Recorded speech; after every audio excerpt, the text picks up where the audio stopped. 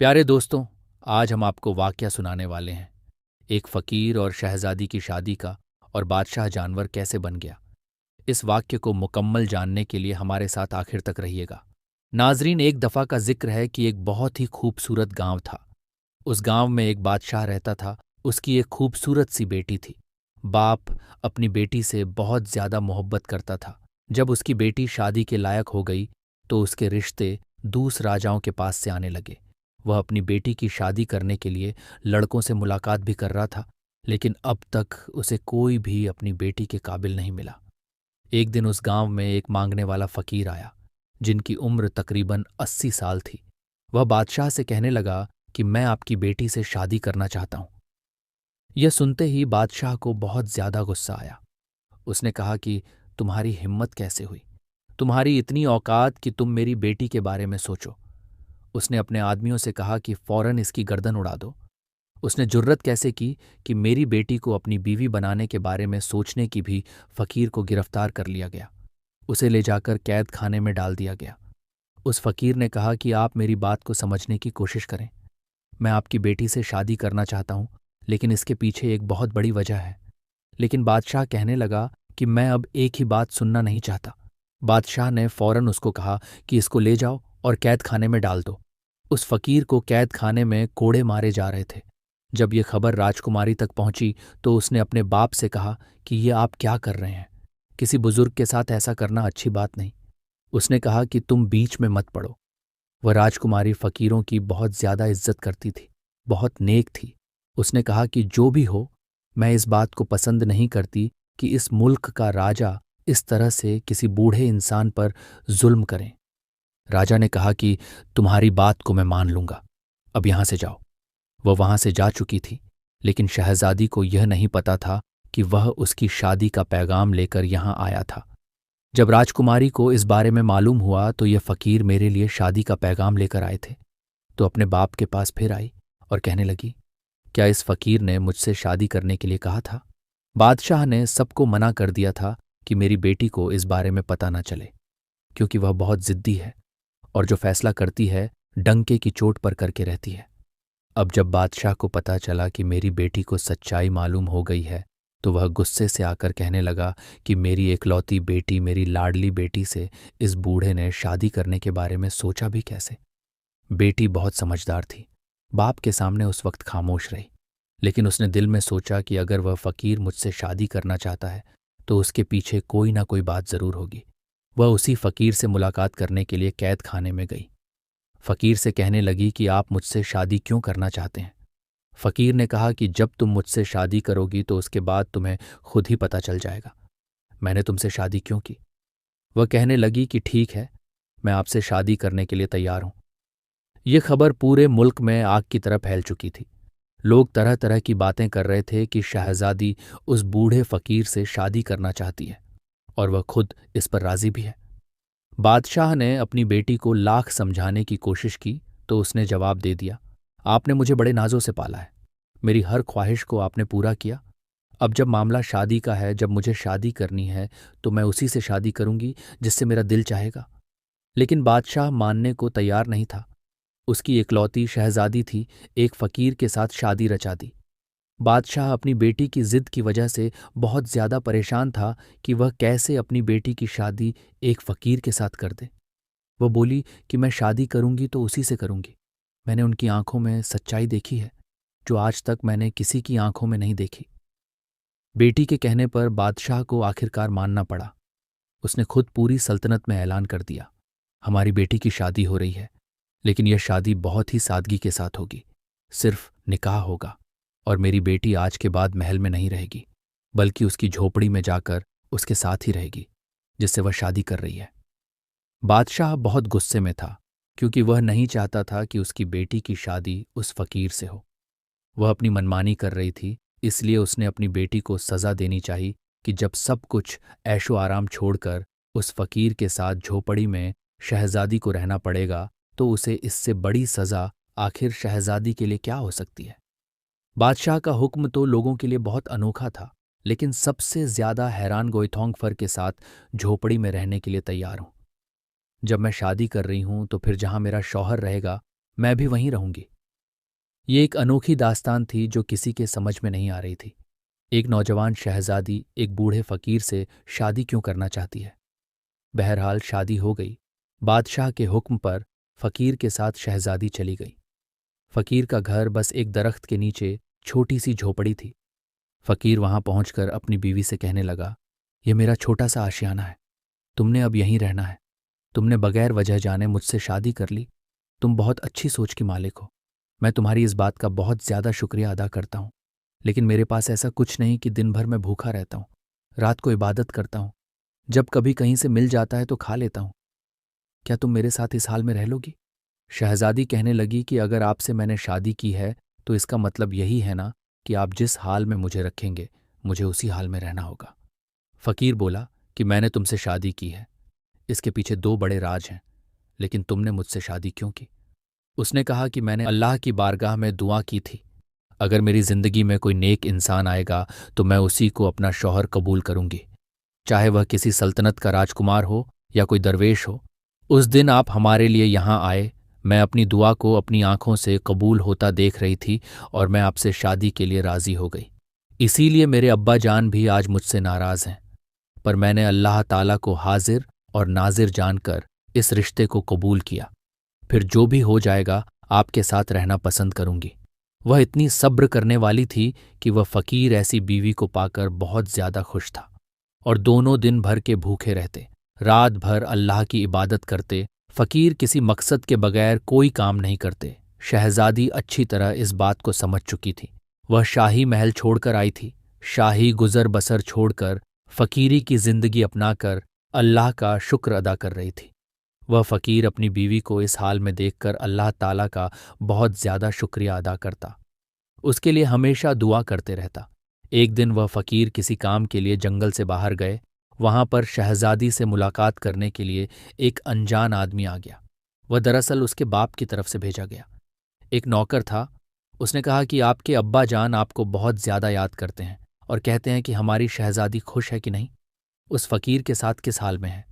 यह सुनकर उस शहजादी का दिल भर आया और फिर उस नौकर ने कहा, हमारी बेटी से कह देना कि अगर वह वापस महल आना चाहती है तो हम उसको महल वापस बुलवा लेते हैं और ये रिश्ता भी खत्म करवा देंगे।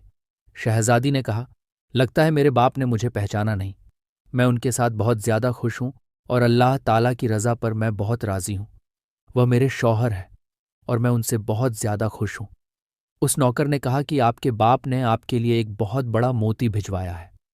वह नौकर जिद्द करके मोती को वहां पर रखकर चला गया। वह फकीर जब अपने काम से वापस आए, उन्होंने मोती को सामने देखकर कहा, ये तुम्हें किसने दिया? उसने सारी कहानी सुना दी। वह बोले, अगर आप मेरे साथ खुश नहीं हैं, अगर आप अपने वालिद के पास जाना चाहती हैं तो जा सकती है। मैं आपसे कोई शिकायत नहीं करूंगा। मैं आपसे राजी हूं, बल्कि मैं यही चाहूंगा कि आप खुश रहे। उस पर शहजादी कहने लगी, मैं बहुत ज्यादा खुश हूं और मुझे किसी चीज की कोई कमी नहीं है। सब कुछ मुझे आपकी सूरत में मिल गया है।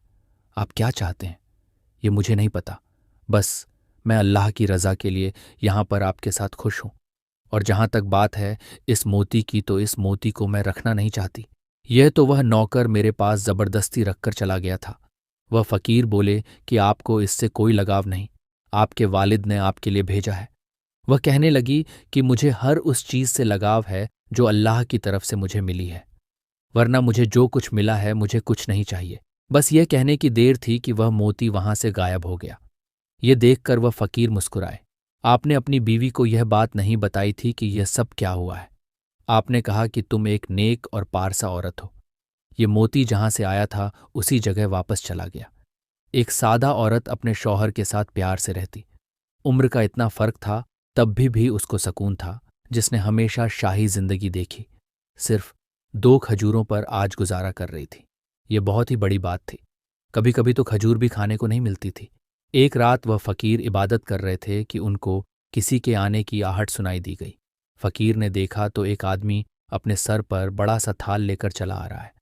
उसने कहा कि बादशाह सलामत ने अपनी बेटी के लिए यह रात का खाना भिजवाया है और कहाँ है कि मेरी बेटी से कहो, सिर्फ पानी पिएगो उनके काबिल भी नहीं है। उसका बाप अभी जिंदा है, उसे सब कुछ दे सकता है। यह सुनकर शहजादी कहने लगी, मेरी कोई ख्वाहिश नहीं है, मेरी कोई हाजत नहीं है। मैं सिर्फ अपने अल्लाह से मांगती हूँ। जाओ, ये खाना लेकर वापस चले जाओ। जिसने ये खाना भिजवाया है उसी को जाकर दे दो। मुझे जो अल्लाह खिलाएगा मैं वहीं खाऊंगी। और यही मैंने अल्लाह की बार में दुआ की। लेकिन नौकर मजबूर होकर थाल लेकर खड़ा रहा। शहजादी को गुस्सा आ गया। उसने कहा कि मैं यह खाना नहीं खाऊंगी। मैं अल्लाह पाक की नेमतों की नाशक नहीं हूं। शहजादी की इस बात को सुनकर फकीर की आंखों में आंसू आ गए। उन्होंने अल्लाह ताला की बारगाह में दुआ की कि या अल्लाह, ये तुझसे मांगती है। मेरी वजह से सब शुक्र से जिंदगी गुजार रही है। कभी उफ तक नहीं कहा, लेकिन आज तू मेरी बीवी के लिए आसमान से एक ऐसा फल उतार दे जो कभी किसी ने ना देखा हो। फकीर की दुआ सुन ली गई। आसमान से चांदी के थाल उतरते हुए नजर आ रहे थे, जिसमें खाने रखे हुए थे। बादशाह का नौकर इस मंजर को देखकर अपने होश खो बैठा। अपने खाने की थाल को लेकर वह वापस महल की तरफ चला गया। अब यहां पर उस फकीर ने कहा कि तुम हमेशा कहती हो ना, अल्लाह ताला तुम्हें खिलाएगा तभी तुम खाओगी। ये तुम्हारे लिए खाना आसमान से आ चुका है, अल्लाह ताला की तरफ से है। अब शहजादी ने अपने शौहर के साथ मिलकर वह खाना खाया। शादी से लेकर अब तक आज पहली बार उसने पेट भरकर खाना खाया था। इस पर उसने अल्लाह का शुक्र अदा किया। वह नौकर जब महल वापस पहुंचा तो उसने बादशाह से कहा, अब आप अपनी बेटी की जरा भी फिक्र ना करें। उसके लिए तो आसमान से चांदी के बर्तन उतारे जा रहे हैं। वह बहुत अच्छी जिंदगी गुजार रही है। वह कोई फकीर नहीं बल्कि लगता है किसी सल्तनत का राजकुमार है। बादशाह ने कहा कि ऐसे कैसे हो सकता है? अगर ऐसा होता भला वह झोपड़ी में क्यों रहता? मेरी बेटी मेरे खिलाफ आखिर कैसे जा सकती थी? अपने मुलाजिम की बातों को सुनकर बादशाह के कान खड़े हो गए, लेकिन उसके सामने उसने कुछ भी ना कहा। उसने कहा, मैं भी तो जरा जाकर देखूं मेरी बेटी के लिए आखिर खाना कहाँ से आता है। एक दिन वह चुपके से भेष बदलकर फकीर की झोपड़ी के पास पहुंच गया। उधर फकीर ने फिर अल्लाह की बारगाह में दुआ की।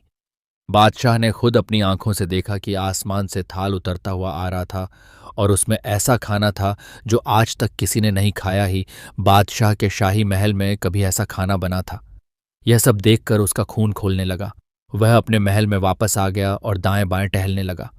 उसने कहा कि मुझे लगता है कि यह फकीर कोई बहुत बड़ा जादूगर है, तभी तो खाना इस तरह ऊपर से मंगवा रहा है। उसने अपने खास आदमी से कहा कि इस जादूगर का खात्मा करना पड़ेगा। उस जादूगर ने तो हमारी बेटी को हमसे दूर कर दिया है। उस मुलाजिम ने कहा कि जी हाँ, एक ऐसा जादूगर को मैं जानता हूं जो उससे लड़ सकता है। वह बहुत पहुंचा हुआ जादूगर है। उसकी जादू के आगे किसी का जादू काम नहीं करता, सब नाकाम हो जाते हैं। उसके सामने वह दरवेश क्या है, 80 साल का बूढ़ा जिसके पैर खुद कब्र में लटके हुए हैं। बादशाह ने कहा, ठीक है, उस जादूगर को फौरन मेरे पास बुला कर लाओ। जब वह जादूगर आया तो उसे बातें बताई गईं और कहा गया कि वह अल्लाह वाले फकीर इस तरह मेरी बेटी को अपने साथ ले गए और जादू के तौर पर उसको रोजाना खाना खिला रहे हैं। शहजादी को जब इतने अच्छे अच्छे खाने खाने को मिलेंगे, शहजादी तो उसी के गुण गाएगी। बस मुझे अपनी बेटी किसी हाल में वापस चाहिए। उस जादूगर ने अपना अमल शुरू किया। कुछ दिन अमल करने के बाद उसको पता चल गया कि वह कोई जादूगर नहीं बल्कि एक अल्लाह का नेक बंदा है। उसका मुकाबला करना इतना आसान नहीं। जादूगर सीधा बादशाह के पास आया और कहने लगा, मैं उनसे मुकाबला नहीं कर सकता क्योंकि अगर मैं उसके सामने खड़ा होता हूं तो मुझे बहुत बड़ा नुकसान हो जाएगा। बादशाह कहने लगा कि ऐसा कौन सा नुकसान हो जाएगा? वह कहने लगा कि बस कोई भी जादू मैं उसके साथ नहीं करना चाहता। बादशाह बहुत ज्यादा गुस्से से बोल रहा था क्योंकि अब तक वह बर्दाश्त कर रहा था। आज तक उसने अपनी बेटी की हर जिद को पूरा किया था। अब जब उसने देखा कि यह जादूगर अमल करने को तैयार नहीं, उसने जादूगर से कहा कि अगर तुम खुद अमल नहीं कर सकते मेरी बेटी को वापस लाने के लिए, तो अपनी बेटी को वापस लाने के लिए मैं खुद ही अमल कर लेता हूं। मुझे यह अमल सिखा सकते हो? जादूगर ने कहा कि आप नहीं जानते, आपकी सल्तनत उलट जाएगी, कुछ भी नहीं बचेगा। उसने कहा कि मुझे किसी कीमत पर भी अपनी बेटी वापस चाहिए। अब जादूगर ने बादशाह के कहने पर उसे वह अमल सिखाना शुरू कर दिया। यहां पर उसकी बेटी तो अल्लाह का नाम ले रही थी और शौहर का भरम रख रही थी, नमाज अदा कर रही थी, इस्लाम के बहुत करीब होती जा रही थी। जो सुकून उसे झोपड़ी की चटाई पर सोने से मिल रहा था, उसे वह सुकून कभी महल के नरम गद्दों पर नहीं मिला था। लेकिन उसका बाप वहां इस्लाम से दूर होकर जादू टोने में लगा हुआ था, क्योंकि उसको अल्लाह वाले फकीर को किसी भी हाल में हराना था। किसी भी हाल में उसने अपनी बेटी को वापस लेकर आना था। अब बादशाह ने जादूगर से वह अमल पूरी तरह सीख लिया। उसने दूगर का लिबास पहनकर एक जगह बैठकर दायरा खींच लिया और मंत्र पढ़ने लगा। उस मंत्र में ऐसी ताकत मांग रहा था जिसकी जोर पर वह फकीर को खत्म करना चाहता था। लेकिन वह अल्लाह वाले फकीर तो जिस पाक परवरदिगार से दुआ मांग रहे थे, उसकी ताकत के आगे तो कोई ताकत भी काम नहीं कर सकती थी। अल्लाह वाले फकीर समझ चुके थे कि कोई उनकी जात को छेड़खानी कर रहा था और उनकी बीवी उनसे अलग करने की कोशिश कर रहा है, मगर वह अल्लाह वाले किसी भी सूरत ऐसा नहीं चाह रहा हूं जहां कि तुम मल्लिका बनोगी। यह झोपड़ी, यह जंगल, यह खाली पेड़, यह सब तुमरा इम्तिहान था। तुम इस इम्तिहान में कामयाब हो गई। मैंने तुमसे कहा था ना, जब तुम्हें वजह का पता चलेगा तो तुम अल्लाह का शुक्र अदा करोगे। सुबहान अल्लाह।